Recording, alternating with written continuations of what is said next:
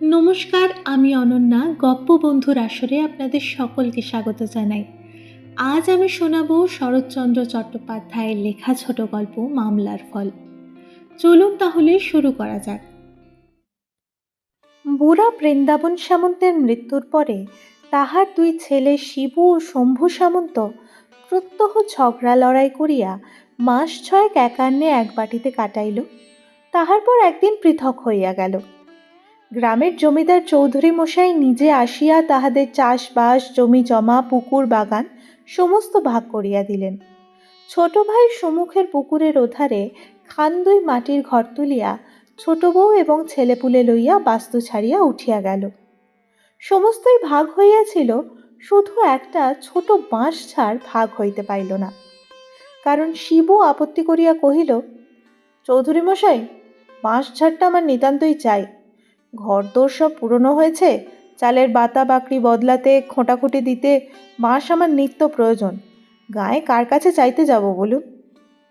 শম্ভু প্রতিবাদের জন্য উঠিয়া বড় ভাইয়ের মুখের উপর হাত নাড়িয়া বলিল, আহা, ওর ঘরে খোঁটাখুঁটিতেই বাঁশ চাই, আর আমার ঘরে কলা গাছ চিরে দিলেই হবে না? সেসব হবে না, সেসব হবে না চৌধুরী মশাই। বাঁশ ঝাড়টা আমার না থাকলেই চলবে না, তা বলে দিচ্ছি। মীমাংসা ওই পর্যন্তই হইয়া রহিল।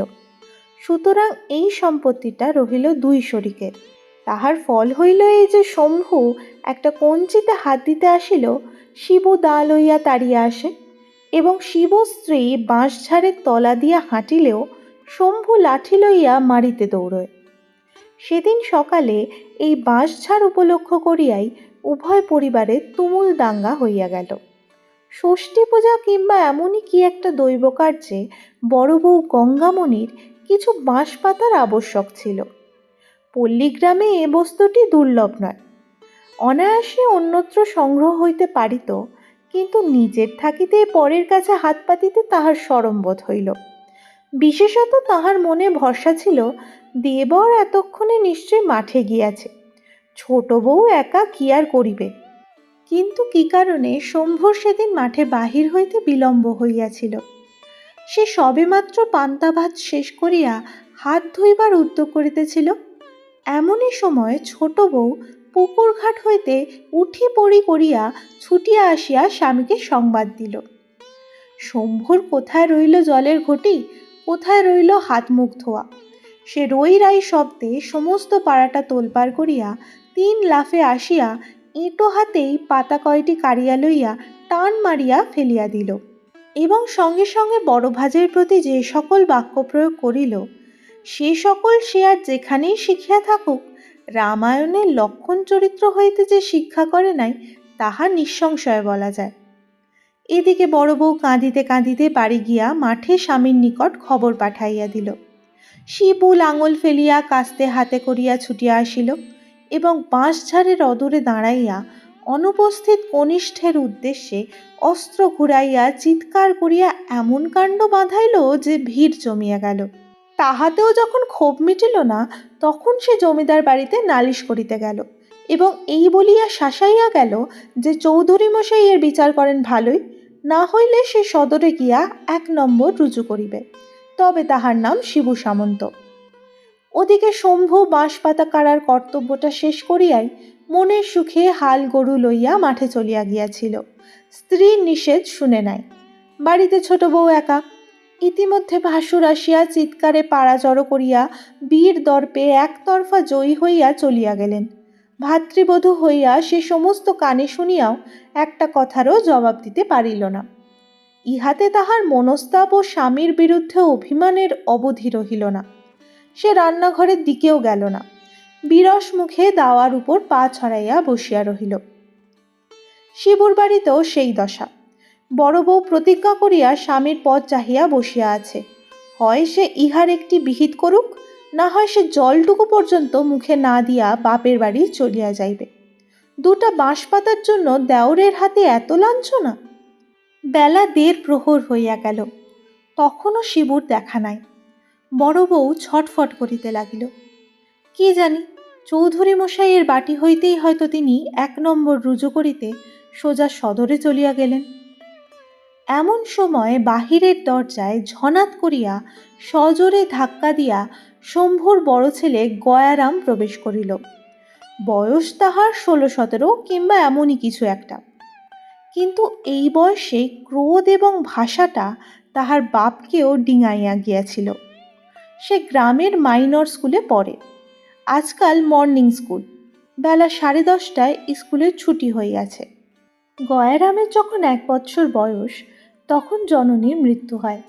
তাহার পিতা শম্ভু পুনরায় বিবাহ করিয়া নতুন বধূ ঘরে আনিল বটে, কিন্তু এই মা মরা ছেলেটিকে মানুষ করিবার দায় জ্যাঠাইমার উপরেই পড়িল, এবং এতকাল দুই ভাই পৃথক না হওয়া পর্যন্ত এ ভার তিনিই বহন করিয়া আসিতেছিলেন। বিমাতার সহিত তাহার কোনোদিনই বিশেষ কোনো সম্বন্ধ ছিল না। এমনকি তাহার নূতন বাড়িতে উঠিয়া যাইবার পরেও গয়ারাম যেখানে যেদিন সুবিধা পাইত আহার করিয়া লইত। আজ সে স্কুলের ছুটির পর বাড়ি ঢুকিয়া বিমাতার মুখ এবং আহারের বন্দোবস্ত দেখিয়া প্রজ্বলিত হুতাশনবৎ এ বাড়িতে আসিতেছিল। জ্যাঠাইমার মুখ দেখিয়া তাহার সেই আগুনের জল পড়িল না, কেরোসিন পড়িল। সে কিছুমাত্র ভূমিকা না করিয়াই কহিল, ভাত দে জ্যাঠাইমা। জ্যাঠাইমা কথা কহিলেন না, যেমন বসিয়াছিলেন তেমনই বসিয়া রহিলেন। ক্রুদ্ধ গয়ারাম মাটিতে একটা পা ঠুকিয়া বলিল, ভাত দিবি না তা বল। গঙ্গামণি সক্রোধে মুখ তুলিয়া তর্জন করিয়া কহিলেন, তোর জন্য ভাত রেঁধে বসে আছি তাই দেব। বলি তো সৎ মা অবাগি ভাত দিতে পারলে না যে এখানে এসেছে হাঙ্গামা করতে। গয়ারাম চেঁচাইয়া বলিল, সে আবাগির কথা জানি নে, তুই দিবি কিনা বল, না দিবি তো চললুম আমি তোর সব হাঁড়ি কুড়ি ভেঙে দিতে। বলিয়া সে গোলার নিচে চেলা কাঠের গাদা হইতে একটা কাঠ তুলিয়া সবেগে রন্ধনশালার অভিমুখে চলিল। জ্যাঠাইমা সভয়ে চিৎকার করিয়া উঠিলেন, গয়া, হারামজাদা দস্যি, বাড়াবাড়ি করিস নে বলছি। 2 দিন হয়নি আমি নতুন হাঁড়িকুড়ি করেছি।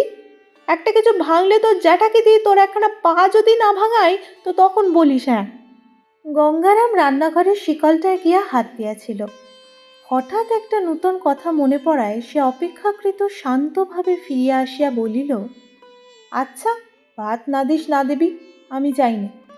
নদীর ধারে বটতলায় বামুনদের মেয়েরা সব ধামা ধামা চিড়ে মুরগি নিয়ে পুজো করছে, যে চাইছে দিচ্ছে দেখে এলুম, আমি চললুম তেনাদের কাছে। গঙ্গামণির তৎক্ষণাৎ মনে পড়িয়া গেল আজ অরণ্য ষষ্ঠী, এবং এক মুহূর্তেই তাহার মেজাজ কুড়ি হইতে কোমলে নামিয়া আসিল। তথাপি মুখের জোর রাখিয়া কহিলেন, তাই যা না, কেমন খেতে পাস দেখি। দেখিস তখন। বলিয়া গয়া একখানা ছেঁড়া গামছা টানিয়া লইয়া সেটা কোমরে জড়াইয়া প্রস্থানের উদ্যোগ করিতেই গঙ্গামণি উত্তেজিত হইয়া বলিলেন, আজ ষষ্ঠীর দিনে পরের ঘরে চেয়ে খেলে তোর কি দুর্গতি করি তা দেখি শতভাগা। গয়া জবাব দিল না। রান্নাঘরে ঢুকিয়া 1 খামচা তেল লইয়া মাথায় ঘষিতে ঘষিতে বাহির হইয়া যায় দেখিয়া জ্যাঠাইমা উঠানে নামিয়া আসিয়া ভয় দেখাইয়া কহিলেন, দস্যি কোথাকার, ঠাকুর দেবতার সঙ্গে গোয়ার তুমি? ডুব দিয়ে ফিরে না এলে ভালো হবে না বলে দিচ্ছি, আজ আমি রেগে রয়েছি। কিন্তু গয়ারাম ভয় পাইবার ছেলে নয়। সে শুধু দাঁত বাহির করিয়া জ্যাঠাইমাকে বৃদ্ধাঙ্গুষ্ঠ প্রদর্শন করিয়া ছুটিয়া চলিয়া গেল। গঙ্গামণি তাহার পিছনে পিছনে রাস্তা পর্যন্ত আসিয়া চেঁচাইতে লাগলেন, আজ ষষ্ঠীর দিনে কার ছেলে ভাত খায় যে তুই ভাত খেতে চাস? পাটালি গুড়ের সন্দেশ দিয়ে, চাপা কলা দিয়ে, দুধ দই দিয়ে ফলার করা চলে না যে তুই যাবি পরের ঘরে চেয়ে খেতে? কৈবর্তের ঘরে তুমি এমনি নবাব জন্মেছ। গয়া কিছু দূরে ফিরিয়া দাঁড়াইয়া বলিল, তবে তুই দিলি না কেন পোড়ার মুখী? কেন বললি নেই? গঙ্গামণি গালে হাত দিয়া অবাক হইয়া বলিলেন, শুনো কথা ছেলের, কোথায় আবার বললুম তোকে কিছু নেই? কোথায় চান কোথায় কি? দস্যির মতো ঢুকেই বলে দে ভাত। ভাত কি আজ খেতে আছে যে দেব? আমি বলি সবই তো মজুদ, ডুবটা দিয়ে এলেই। গয়া কহিল, ফলার তোর প্রচুর, রোজ রোজ আবাগিরা ঝগড়া করে রান্নাঘরে শিকল টেনে দিয়ে পা ছড়িয়ে বসে থাকবে, আর রোজ আমি 3 পোরবেলায় ভাতে ভাত খাবো, যা আমি তোদের কারুর কাছে খেতে চাইনি। বলিয়া সে হনহন করিয়া চলিয়া যায় দেখিয়া গঙ্গামণি সেইখানে দাঁড়াইয়া কাঁদো কাঁদো গলায় চেঁচাইতে লাগিলেন, আজ ষষ্ঠীর দিনে কারো কাছে চেয়ে খেয়ে অমঙ্গল করিস নে গয়া, লক্ষ্মী বাপ আমার, না হয় 4টে পয়সা দেব রে, শোন। গয়ারাম ভ্রুক্ষেপও করিল না, দ্রুত বেগে প্রস্থান করিল। বলিতে বলিতে গেল, চাই না আমি ফলার, চাই না আমি পয়সা, তোর ফলারে আমি, ইত্যাদি ইত্যাদি। সে দৃষ্টির অন্তরালে চলিয়া গেলে গঙ্গামণি বাড়ি ফিরিয়া রাগে দুঃখে অভিমানে নির্জীবের মতো দাওয়ার উপর বসিয়া পড়িলেন এবং গয়ার কুব্যবহারে মর্মাহত হইয়া তাহার বিমাতার মাথা খাইতে লাগিলেন। কিন্তু নদীর পথে চলিতে চলিতে গয়ার জ্যাঠাইমার কথাগুলো কানে বাজিতে লাগিল। একই উত্তম আহারের প্রতি স্বভাবতই তাহার একটু অধিক লোভ ছিল। পাটালি গুড়ের সন্দেশ, দধি, দুগ্ধ, চাঁপা কলা, তাহার উপর 4 পয়সা দক্ষিণা। মনটা তাহার দ্রুত নরম হইয়া আসিতে লাগিল। স্নান সারিয়া গয়ারাম প্রচণ্ড ক্ষুধা লইয়া ফিরিয়া আসিল। উঠানে দাঁড়াইয়া ডাক দিল, ফলারের সব শিগগিরই নিয়ে আয় জ্যাঠাইমা, আমার বড্ড খিদে পেয়েছে, কিন্তু পাটালি সন্দেশ কম দিবি তো, আজ তোকেই খেয়ে ফেলব। গঙ্গামণি সেইমাত্র গরুর কাজ করিতে গোয়ালে ঢুকিয়াছিলেন। গয়ার ডাক শুনিয়া মনে মনে প্রমাদ গণিলেন। ঘরে দুধ, দই, চিরা, গুড় ছিল বটে, কিন্তু চাঁপা কলাও ছিল না, পাটালি গুড়ের সন্দেশও ছিল না। তখন গয়াকে আটকাইবার জন্য যা মুখে আসিয়াছিল তাই বলিয়া লোভ দেখাইয়াছিলেন। তিনি সেইখান হইতে সাড়া দিয়া কহিলেন, তুই ততক্ষণ ভিজে কাপড় ছাড় বাবা, আমি পুকুর থেকে হাত ধুয়ে আসছি। শিগগির আয় বলিয়া হুকুম চালাইয়া গয়া কাপড় ছাড়িয়া নিজেই একটা আসন পাতিয়া ঘটিতে জল গড়াইয়া প্রস্তুত হইয়া বসিল। গঙ্গামণি তাড়াতাড়ি হাত ধুইয়া আসিয়া তাহার প্রসন্ন মেজাজ দেখিয়া খুশি হইয়া বলিলেন, এই তো আমার লক্ষ্মী ছেলে, কথায় কথায় কি রাগ করতে আছে বাবা? বলিয়া তিনি ভাঁড়ার হইতে আহারের সমস্ত আয়োজন আনিয়া সম্মুখে উপস্থিত করিলেন। গয়ারাম চক্ষের পলকে উপকরণগুলি দেখিয়া লইয়া তীক্ষ্ণ কণ্ঠে জিজ্ঞাসা করিল, চাপা কলা কই? গঙ্গামণি ইতস্তত করিয়া কহিলেন, ঢাকা দিতে মনে নেই বাবা, সব কটা ইঁদুরে খেয়ে গেছে, একটা বেড়াল না পুষলে আর নয় দেখছি। গঙ্গা হাসিয়া বলিল, কলা কখনো ইঁদুরে খায়? তোর ছিল না তাই কেন বল না। গঙ্গামণি অবাক হইয়া কহিলেন, সে কি কথা রে, কলা ইঁদুরে খায় না? গয়া চিরা দই মাখিতে মাখিতে বলিল, আচ্ছা খায় খায়, কলা আমার দরকার নেই, পাটালি গুড়ের সন্দেশ নিয়ে কম আনিস নে যেন। জ্যাঠাইমা পুনরায় ভাঁড়ারে ঢুকিয়া মিছিমিছি কিছুক্ষণ হাঁড়িকুড়ি নাড়িয়া সভয় বলিয়া উঠিলেন, যা, এও ইঁদুরে খেয়ে গেছে বাবা, এক ফোঁটা নেই, কখন মন ভুলন্তে হাঁড়ির মুখ খুলে রেখেছি। তাহার কথা শেষ না হইতেই গয়া চোখ পাকাইয়া চেঁচাইয়া উঠিল, পাটালি গুড় কখন ইঁদুরে খায় রাক্ষসী? আমার সঙ্গে চালাকি? তোর যদি কিছু নেই তবে কেন ডাকলি আমায়? জ্যাঠাইমা বাহিরে আসিয়া বলিলেন, সত্যি বলছি গয়া। গয়া লাফাইয়া উঠিয়া কহিল, তবু বলছো সত্যি? যা, আমি তোর কিছু খেতে চাই না। বলিয়া সে পা দিয়া টান মারিয়া সমস্ত আয়োজন উঠানে ছড়াইয়া ফেলিয়া দিয়া বলিল, আচ্ছা আমি দেখাচ্ছি মজা। বলিয়া সেই চেলাকাঠটা হাতে তুলিয়া ভাঁড়ারের দিকে ছুটিল। গঙ্গামণি হাঁ হাঁ করিয়া ছুটিয়া গিয়া পড়িলেন, কিন্তু চক্ষের নিমেষে ক্রুদ্ধ গয়ারাম হাঁড়ি কুড়ি ভাঙিয়া জিনিসপত্র ছড়াইয়া একাকার করিয়া দিল। বাধা দিতে গিয়া তিনি হাতের উপর সামান্য একটু আঘাত পাইলেন। ঠিক এমনই সময় শিবু জমিদার বাটি হইতে ফিরিয়া আসিল। হাঙ্গামা শুনিয়া চিৎকার শব্দের কারণ জিজ্ঞাসা করিতেই গঙ্গামণি স্বামীর সাড়া পাইয়া কাঁদিয়া উঠিলেন এবং গয়ারাম হাতের কাঠটা ফেলিয়া দিয়া ঊর্ধ্বশ্বাসে দৌড় মারিল। শিবু ক্রুদ্ধস্বরে প্রশ্ন করিল, ব্যাপার কি? গঙ্গামণি কাঁদিয়া কহিল, গয়া আমার সর্বস্ব ভেঙে দিয়ে হাতে আমার এক ঘা বসিয়ে দিয়ে পালিয়েছে, এই দেখো ফুলে উঠেছে। বলিয়া সে স্বামীকে হাতটা দেখাইল। শিবুর পশ্চাতে তাহার ছোট সম্বন্ধী ছিল। হুঁশিয়ার এবং লেখাপড়া জানে বলিয়া জমিদার বাটিতে যাইবার সময় শিবু তাহাকে ও পাড়া হইতে ডাকিয়া লইয়া গিয়াছিল।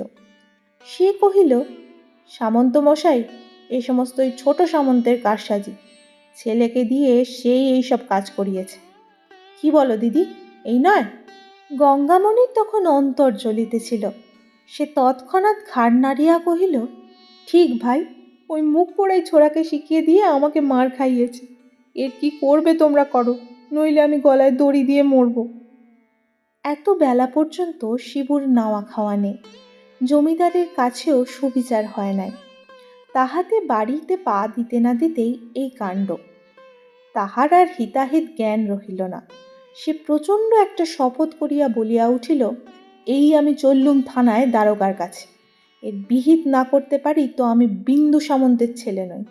তাহার শালা লেখাপড়া জানালো, বিশেষত তাহার গয়ার উপর আগে হইতেই আক্রোশ ছিল।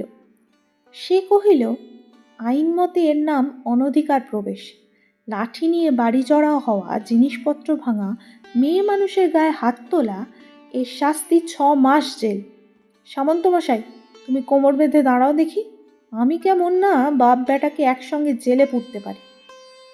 শিবু আর দ্বিরুক্তি করিল না। সম্বন্ধের হাত ধরিয়া থানার দারোগার উদ্দেশ্যে প্রস্থান করিল। গঙ্গামণি সকলের চেয়ে বেশি রাগ করিয়াছিল দেবর ও ছোট বধূর ওপর। সে এই লইয়া একটা হুলস্থুল করিবার উদ্দেশ্যে কবাটে শিকল তুলিয়া দিয়া সেই চেলাকাঠ হাতে করিয়া সোজা শম্ভুর উঠানে আসিয়া দাঁড়াইল। উচ্চ কণ্ঠে কহিল, কেমন গো ছোট কর্তা, ছেলেকে দিয়ে আমাকে মার খাওয়াবে? এখন বাপ বেটায় একসঙ্গে ফাটকে যাও। শম্ভু সেইমাত্র তাহার এ পক্ষের ছেলেটাকে লইয়া ফলার শেষ করিয়া দাঁড়াইয়াছে। বড়ভাজের মূর্তি এবং তাহার হাতের চেলা কাঠটা দেখিয়া হতবুদ্ধি হইয়া গেল। কহিল, হয়েছে কি? আমি তো কিছুই জানিনি। গঙ্গামণি মুখ বিকৃত করিয়া জবাব দিল, আর ন্যাকা সাজতে হবে না, দারোগা আসছে, তার কাছে গিয়ে বলো কিছুই জানো কি না। ছোট বউ ঘর হইতে বাহির হইয়া একটি খুঁটি ঠেস দিয়া নিঃশব্দে দাঁড়াইল। শম্ভু মনে মনে ভয় পাইয়া কাছে আসিয়া গঙ্গামণির একটা হাত চাপিয়া ধরিয়া কহিল, মাইরি বলছি বড় বউঠান, আমরা কিছুই জানিনি। কথাটা যে সত্য বড় বউ তাহা নিজেও জানিত, কিন্তু তখন উদারতার সময় নয়। সে শম্ভুর মুখের উপরেই 16 আনা দোষ চাপাইয়া সত্য মিথ্যায় জড়াইয়া গঙ্গারামের কীর্তি বিবৃত করিল। এই ছেলেটাকে যাহারা জানে তাহাদের পক্ষে ঘটনাটা অবিশ্বাস করা শক্ত। স্বল্পভাষিণী ছোট বউ এতক্ষণে মুখ খুলিল। স্বামীকে কহিল, কেমন, যা বলেছিল তাই হলো কি না? কতদিন বলি, ওগো দস্যি ছোঁড়াটাকে আর ঘরে ঢুকতে দিওনি। তোমার ছোট ছেলেটাকে হক না হক মেরে মেরে কোনদিন খুন করে ফেলবে। তা গেরাচ্ছিই হয় না, এখন কথা খাটল তো। শম্ভু অনুনয় করিয়া গঙ্গামণিকে কহিল, আমার দিব্যি বড় বউঠান, দাদা সত্যি নাকি থানায় গেছে? তাহার করুণ কণ্ঠস্বরে কতকটা নরম হইয়া বড় বউ জোর দিয়া বলিল, তোমার দিব্যি ঠাকুরপো গেছে, সঙ্গে আমাদের পাঁচুও গেছে। শম্ভু অত্যন্ত ভীত হইয়া উঠিল। ছোট বউ স্বামীকে লক্ষ্য করিয়া বলিতে লাগিল, নিত্যি বলি দিদি, কোথায় যে নদীর ওপর সরকারি পুল হচ্ছে, কত লোক খাটতে যাচ্ছে, সেথায় নিয়ে গিয়ে ওরে কাজে লাগিয়ে দাও। তারা চাবুক মারবে আর কাজ করাবে, পালাবার জোটই নেই, 2 দিনে সোজা হয়ে যাবে। তা না, স্কুলে দিয়েছি পড়ুক, ছেলে যেন ওর উকিল মোক্তার হবে। শম্ভু কাতর হইয়া বলিল, আরে সাধে দিইনি সেখানে, সবাই কি ঘরে ফিরতে পায়? আর্ধেক লোক মাটি চাপা হয়ে কোথায় তলিয়ে যায়, তার তল্লাশি মেলে না। ছোট বউ বলিল, তবে বাপ বেটাতে মিলে ফাটকে খাটকে যাও। বড় বউ চুপ করিয়া রহিল। শম্ভু তাহার হাতটা ধরিয়া বলিল, আমি কালই ছোঁড়াকে নিয়ে গিয়ে পাঁচলার পুলে কাজে লাগিয়ে দেবো বউঠান, দাদাকে ঠান্ডা করো, আর এমন হবে না। তাহার স্ত্রী কহিল, ঝগড়াঝাটি তো শুধু ওই ড্যাকরার জন্যে, তোমাকেও তো কতবার বলেছি দিদি, ওরে ঘরে ধরে ঢুকতে দিও না, আশকারা দিও না। আমি বলিনি তাই? নইলে ও মাসে তোমাদের মর্তমান কলার কাঁদিটা রাত্রিরে কে কেটে নিয়েছিল? সে তো ওই দস্যি। যেমন কুকুর তেমন মুকুর না হলে কি চলে? উলের কাছে পাঠিয়ে দাও, পাড়া জুড়ো। শম্ভু মাতৃদিব্য করিল যে কাল যেমন করিয়া হোক ছোঁড়াকে গ্রাম ছাড়া করিয়া তবে সে জল গ্রহণ করিবে। গঙ্গামণি এই কথাতেও কোনো কথা কহিল না, হাতের কাঠটা ফেলিয়া দিয়া নিঃশব্দে বাড়ি ফিরিয়া গেল। স্বামী ভাই এখনও অভুক্ত। অপরাহ্ন বেলায় সে বিষণ্ণ মুখে রান্নাঘরের দোরে বসিয়া তাহাদেরই খাবার আয়োজন করিতেছিল। গয়ারাম উকি ঝুঁকি মারিয়া নিঃশব্দ পদে প্রবেশ করিল। বাটিতে আর কেহ নাই দেখিয়া সে সাহসে ভর করিয়া একেবারে পিছনে আসিয়া ডাক দিল, জ্যাঠাইমা। জ্যাঠাইমা চমকিয়া উঠিলেন, কিন্তু কথা কহিলেন না। গয়ারাম অদূরে ক্লান্তভাবে ধপাস করিয়া বসিয়া পড়িয়া কহিল, আচ্ছা যা আছে তাই দে, আমার বড্ড খিদে পেয়েছে। খাবার কথায় গঙ্গামণির শান্ত ক্রোধ মুহূর্তে প্রজ্বলিত হইয়া উঠিল। তিনি তাহার মুখের প্রতি না চাহিয়াই সক্রোধে বলিয়া উঠিলেন, এই হায়া মুখ পোড়া, আবার আমার কাছে এসেছিস খেতে বলে? দূর হ এখান থেকে। গয়া বলিল, দূর হব তোর কথায়? জ্যাঠাইমা ধমক দিয়া কহিলেন, হারামজাদা নচ্ছার, আমি আবার দেবো তোকে খেতে?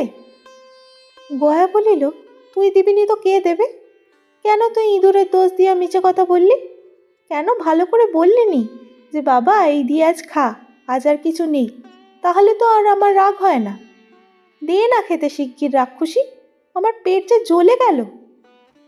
জ্যাঠাইমা ক্ষণকাল মৌন থাকিয়া মনে মনে একটু নরম হইয়া বলিলেন, পেট জ্বলে থাকে তোর সৎমার কাছে যা। বিমাতার নামে গয়া চক্ষের পলকে আগুন হইয়া উঠিল। বলিল, সে আবাগির নাকি আমি আর মুখ দেখব? শুধু ঘরে আমার ছিপটা আনতে গেছি, বলে দূর দূর এইবার জেলের ভাত খেয়ে যা। আমি বললুম, তোদের ভাত আমি খেতে আসিনি, আমি জ্যাঠাইমার কাছে যাচ্ছি। পোড়ার মুখে কম শয়তান, ওই গিয়ে লাগিয়েছে বলেই তো বাবা তোর হাত থেকে বাঁশ পাতা কেড়ে নিয়েছে। বলিয়া সে সজোরে মাটিতে একটা পা তুলিয়া কহিল, তুই রাক্ষসী নিজে পাতা আনতে গিয়ে অপমান হলি, কেন আমায় বললিনি? ওই বাঁশ ঝাড় সমস্ত আমি যদি আগুন দিয়ে না পোড়াই তো আমার নাম গয়া নয়, তা দেখিস। আবাকি আমাকে বললে কি জানিস জ্যাঠাইমা? বলে তোর জ্যাঠাইমা থানায় খবর পাঠিয়েছে, দারোগা এসে বেঁধে নিয়ে তোকে জেলে দেবে। শুনলি কথা হতবাগির? গঙ্গামণি কহিলেন, তোর জ্যাঠামশাই পাঁচুকে সঙ্গে নিয়ে গেছেই তো থানায়, তুই আমার গায়ে হাত তুলিস? এত বড় তোর আসপত্তা? পাঁচু মামাকে গয়া একেবারে দেখিতে পারিত না। সে আবার যোগ দিয়াছে শুনিয়া জ্বলিয়া উঠিয়া বলিল, কেন তুই রাগের সময় আমাকে আটকাতে গেলি? গঙ্গামণি বলিলেন, তাই আমাকে মারবি? এখন যা ফাটকে বাঁধা থাকবে যা। গয়া বৃদ্ধাঙ্গুষ্ঠ দেখাইয়া বলিল, ইয়ে, তুই আমাকে ফাটকে দিবি? দে না, দিয়ে একবার মজা দেখ না, আপনি কেঁদে কেঁদে মরে যাবি, আমার কি হবে? গঙ্গামণি কহিলেন, আমার বয়ে গেছে কাঁদতে, যা আমার সম্মুখ থেকে যা বলছি, সত্তর বালাই কোথাকার। গঙ্গা চেঁচাইয়া কহিল, তুই আগে খেতে দে না, তবে তো যাব। কখন সাত সকালে দুটি মুড়ি খেয়েছি বলতো, খিদে পায় না আমার? গঙ্গামণি কি একটা বলিতে যাইতেছিলেন, এমন সময় শিবু পাঁচুকে লইয়া থানা হইতে ফিরিয়া আসিল এবং গয়ার প্রতি চোখ পড়িবা মাত্র বারুদের মতো জ্বলিয়া উঠিয়া চিৎকার করিল, হারামজাদা পাঁজি, আবার আমার বাড়িতে ঢুকেছে, বেরো বেরো বলছি। পাঁচু, ধর তো শুয়ারটাকে। বিদ্যুৎ পেকে গয়রাম দরজা দিয়া দৌড় মারিল, চেঁচাইয়া বলিয়া গেল, পেঁচোশালার একটা ঠ্যাং না ভেঙে দিই তো আমার নামই গঙ্গারাম নয়। চক্ষের পলকে এই কাণ্ড ঘটিয়া গেল। গঙ্গামণি একটা কথা কহিবারও অবকাশ পাইল না। ক্রুদ্ধ শিবু স্ত্রীকে বলিল, তোর আশকারা পেয়েই ও এমন হচ্ছে, আর যদি কখনো হারামজাদাকে বাড়ি ঢুকতে দিস তো তোর অতি বড় দিব্যি রইল। পাঁচু বলিল, দিদি তোমাদের কি, আমারই সর্বনাশ, কখন রাত বিরেতে লুকিয়ে আমার ঠ্যাঙেই ও ঠ্যাঙা মারবে দেখছি। শিবু কহিল, কাল সকালেই যদি না পুলিশ পেয়াদা দিয়ে ওর হাতে দড়ি পড়াই তো আমার, ইত্যাদি ইত্যাদি। গঙ্গামণি কাঠ হইয়া বসিয়া রহিল, একটা কথাও তাহার মুখ দিয়া বাহির হইল না। ভীতু পাঁচ করি সে রাত্রে আর বাড়ি গেল না, এইখানে শুইয়া রইল। পরদিন বেলা 10টার সময় ক্রোশদুই দূরের পথ হইতে দারোগাবাবু উপযুক্ত দক্ষিণাদি গ্রহণ করিয়া পালকি চড়িয়া কনস্টেবল ও চৌকিদারাদি সমভিব্যাহারে সরজমিনে তদন্ত করিতে উপস্থিত হইলেন। অনধিকার প্রবেশ, জিনিসপত্র তছরূপাত, চেলা কাঠের দ্বারা স্ত্রীলোকের অঙ্গে প্রহার ইত্যাদি বড় বড় ধারার অভিযোগ। সমস্ত গ্রামময় একটা হুলস্থুল পড়িয়া গেল। প্রধান আসামি গয়ারাম, তাহাকে কৌশলে ধরিয়া আনিয়া হাজির করিতেই সে কনস্টেবল, চৌকিদার প্রভৃতি দেখিয়া ভয়ে কাঁদিয়া ফেলিয়া বলিল, আমাকে কেউ দেখতে পারে না বলে আমাকে ফাটকে দিতে চায়। দারোগা বুড়ো মানুষ, তিনি আসামির বয়স এবং কান্না দেখিয়া দয়ার্দ্র চিত্তে জিজ্ঞাসা করিলেন, কেউ তোমাকে ভালোবাসে না গয়ারাম?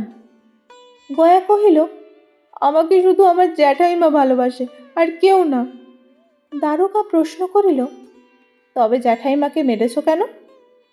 গয়া বলিল, না, মারিনি।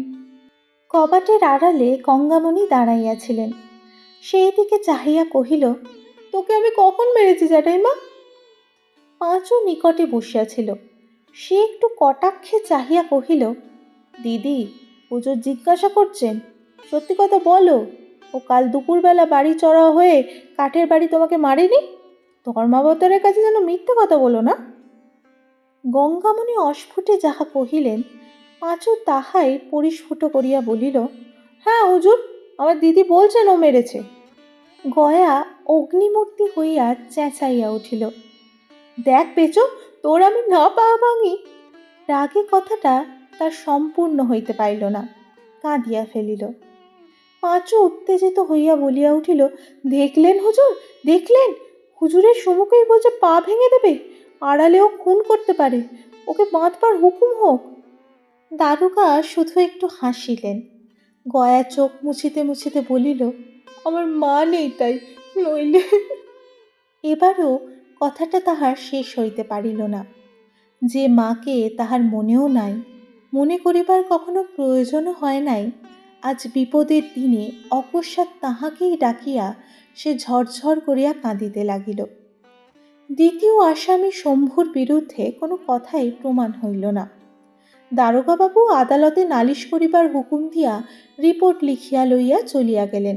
পাঁচু মামলা চালানো তাহার যথারীতি তদবিরাদির দায়িত্ব গ্রহণ করিল এবং তাহার ভগিনীর প্রতি গুরুতর অত্যাচারের জন্য গয়ার যে কঠিন শাস্তি হইবে এই কথা চতুর্দিকে বলিয়া বেড়াইতে লাগিল।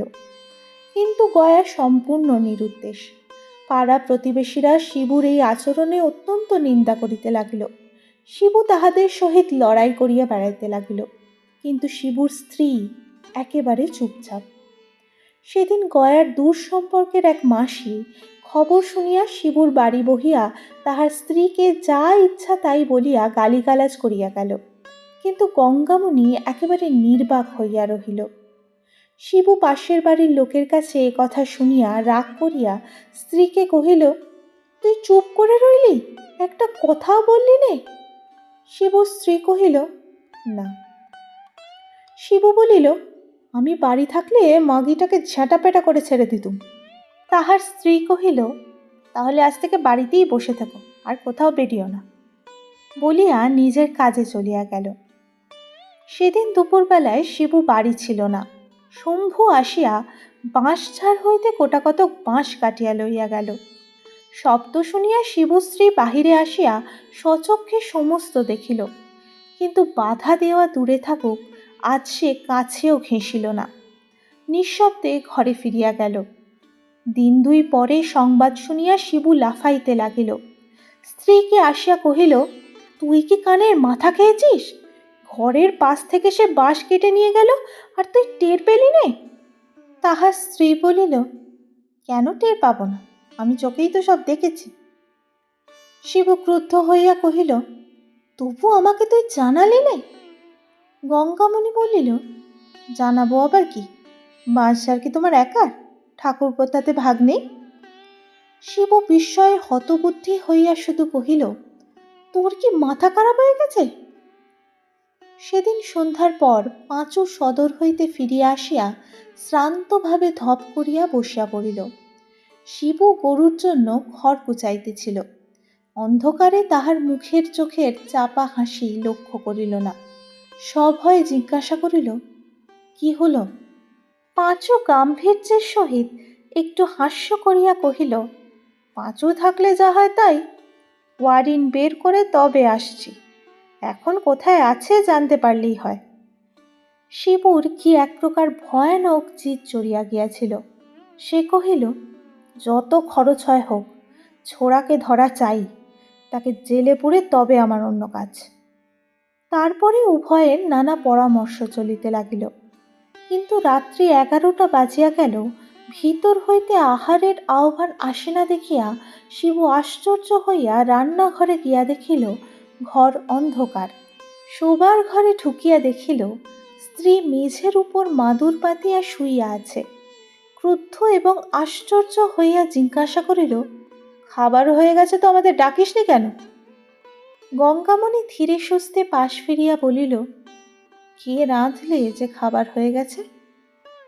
শিবু তর্জন করিয়া প্রশ্ন করিল, রাঁধিসনি এখনো? গঙ্গামণি কহিল, না, আমার শরীর ভালো নেই, আজ আমি পারব না। নিদারুণ ক্ষুধায় শিবুর নাড়ি জ্বলিতেছিল। সে আর সহিতে পারিল না। শায়িত স্ত্রীর পিঠের উপর একটা লাথি মারিয়া বলিল, আজকাল তো রোজ অসুখ, রোজ পারব না, পারবি না তো বেরো আমার বাড়ি থেকে। গঙ্গামণি কথাও কহিল না, উঠিয়াও বসিল না। যেমন শুইয়াছিল তেমনই পড়িয়া রহিল। সে রাত্রে শালা ভগ্নিপতি কাহারও খাওয়া হইল না। সকালবেলা দেখা গেল গঙ্গামণি বাটিতে নাই। এদিকে ওদিকে কিছুক্ষণ খোঁজাখুঁজির পর পাঁচু কহিল, দিদি নিশ্চয়ই আমাদের বাড়ি চলে গেছে। স্ত্রীর এই প্রকার আকস্মিক পরিবর্তনের হেতু শিবু মনে মনে বুঝিয়াছিল বলিয়া তাহার বিরক্তিও যেমন উত্তরোত্তর বাড়িতেছিল, নালিশ মোকদ্দমার প্রতি ঝোঁকও তেমনি খাটো হইয়া আসিতেছিল।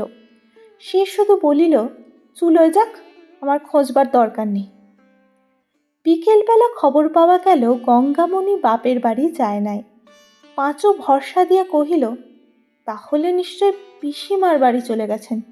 তাহাদের এক বড়লোক পিসি ক্রোশ 5-6 দূরে একটা গ্রামে বাস করিতেন। পূজা পর্ব উপলক্ষে তিনি মাঝে মাঝে গঙ্গামণিকে লইয়া যাইতেন। শিবু স্ত্রীকে অত্যন্ত ভালোবাসিত। সে মুখে বলিল বটে যেখানে খুশি যাক গে মরুক গে, কিন্তু ভিতরে ভিতরে অনুতপ্ত এবং উৎকণ্ঠিত হইয়া উঠিল। তবুও রাগের উপর দিন 5-6 কাটিয়া গেল। এদিকে কাজকর্ম লইয়া, গরু বাছুর লইয়া সংসার তাহার এক প্রকার অচল হইয়া উঠিল। একটা দিনও আর কাটে না এমনই হইল। 7 দিনের দিন সে আপনি গেল না বটে, কিন্তু নিজের পৌরুষ বিসর্জন দিয়া পিসির বাড়িতে গরুর গাড়ি পাঠাইয়া দিল। পরদিন শূন্য গাড়ি ফিরিয়া আসিয়া সংবাদ দিল, সেখানে কেহ নাই। শিবু মাথায় হাত দিয়া বসিয়া পড়িল। সারাদিন স্নানাহার নাই, মরার মতো একটা তক্তপোষের উপর পড়িয়াছিল। পাঁচু অত্যন্ত উত্তেজিতভাবে ঘরে ঢুকিয়া কহিল, সামন্তমশাই, সন্ধান পাওয়া গেছে। শিবু ধর্মর করিয়া উঠিয়া বসিয়া কহিল, কোথায়, কে খবর দিলে? অসুখ বিসুখ কিছু হয়নি তো? গাড়ি নিয়ে চল না, এখনই দুজনে যাই। পাঁচু বলিল, দিদির কথা নয়, গয়ার সন্ধান পাওয়া গেছে। শিবু আবার শুইয়া পড়িল, কোনো কথা কহিল না। তখন পাঁচু বহু প্রকারে বুঝাইতে লাগিল যে এই সুযোগ কোনো মতে হাতছাড়া করা উচিত নয়। দিদি তো একদিন আসবেই, কিন্তু তখন আর এই বেটাকে বাগে পাওয়া যাবে না। শিবু উদাস কণ্ঠে বলিল, এখন থাকবে পাঁচু, আগে সে ফিরে আসুক, তারপরে। পাঁচু বাধা দিয়া কহিল, তারপরে কি আর হবে সামন্তমশাই? বরঞ্চ দিদি ফিরে আসতে না আসতে কাজটা শেষ করতে চাই, সে এসে পড়লে হয়তো আর হবেই না। শিবু রাজি হইল, কিন্তু আপনার খালি ঘরের দিকে চাহিয়া পরের উপর প্রতিশোধ লইবার জোর আর সে কোনো মতেই নিজের মধ্যে খুঁজিয়া পাইতেছিল না। এখন পাঁচুর জোর ধার করিয়াই তাহার কাজ চলিতেছিল। পরদিন রাত্রি থাকিতেই তাহারা আদালতের পেয়াদা প্রভৃতি লইয়া বাহির হইয়া পড়িল। পথে পাঁচু জানাইল, বহু কষ্টে খবর পাওয়া গেছে শম্ভু তাহাকে 5 লাখ সরকারি পুলের কাজে নাম ভাড়াইয়া ভর্তি করিয়া দিয়াছে, সেইখানেই তাহাকে গ্রেপ্তার করিতে হইবে। শিবু বরাবর চুপ করিয়াই ছিল, তখনও চুপ করিয়া রহিল। তাহারা গ্রামে যখন প্রবেশ করিল তখন বেলা দ্বিপ্রহর। গ্রামের এক প্রান্তে প্রকাণ্ড মাঠ, লোকজন, লোহা লক্কর, কলকারখানায় পরিপূর্ণ।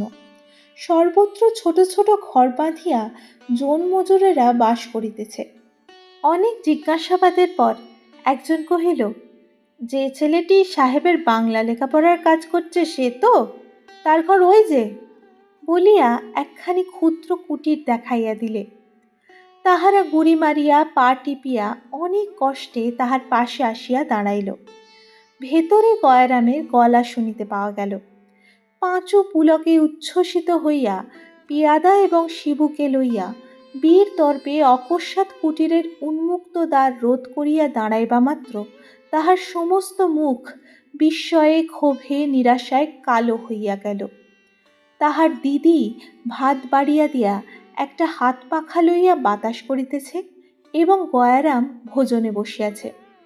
শিবুকে দেখিতে পাইয়া গঙ্গামণি মাথায় আঁচলটা তুলিয়া দিয়া শুধু কহিল, তোমরা একটু জিরিয়ে নিয়ে নদী থেকে নিয়ে এসো গে, আমি ততক্ষণ আরেক হাঁড়ি ভাত চড়িয়ে দিই।